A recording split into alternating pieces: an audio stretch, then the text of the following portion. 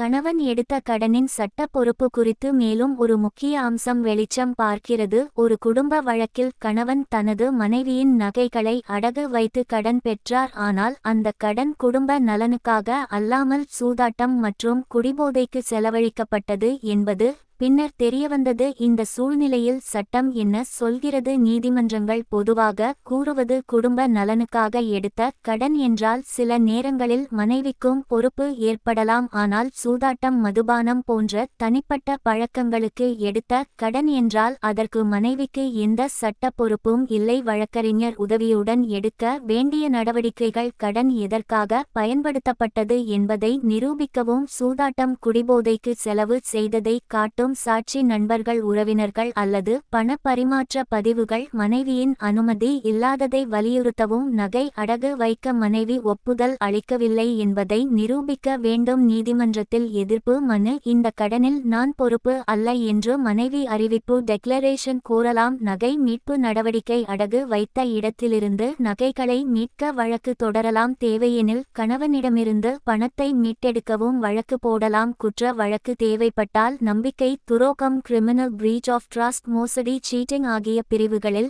புகார் அளிக்கலாம். முக்கிய முடிவு: கணவன் எடுத்த கடன் குடும்ப நலனுக்காக இல்லாமல் சூதாட்டம் அல்லது குடிபோதைக்காக இருந்தால் அந்த கடன் முழுமையாக கணவனின் தனிப்பட்ட பொறுப்பு. மனைவியை சட்டப்படி கட்டாயப்படுத்த முடியாது. சுருக்கமாக, குடும்பத்திற்காக எடுத்த கடன், தனிப்பட்ட பழக்கத்திற்காக எடுத்த கடன், இதில் பெரிய சட்ட வித்தியாசம் உள்ளது. உங்களிடம் இப்படிப்பட்ட பிரச்சனை இருந்தால் விவரமாக சொல்லுங்கள். உங்கள் நிலைக்கு ஏற்ற சரியான சட்ட நடவடிக்கையை நேரடியாக வழிகாட்டுகிறேன்.